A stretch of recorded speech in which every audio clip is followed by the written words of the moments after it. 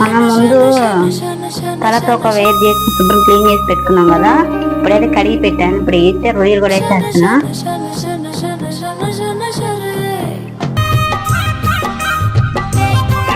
ఇంతమంది నీటి వాసన వస్తే స్మెల్ వచ్చి తినరు. ఇలా చేసి నీటి వాసన కూడా అనేది స్మెల్ కూడా ఉండదు.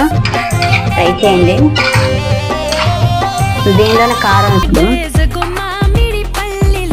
ఈ కారం తగ్గట్టు కారం వేసుకోండి.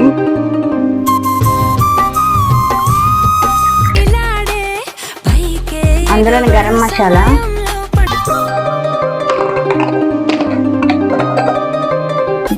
ఇప్పుడు మళ్ళీ అయితే ఒకసారి కలిపేసుకోవాలి కారం ఇదంతా పట్టేలాగా.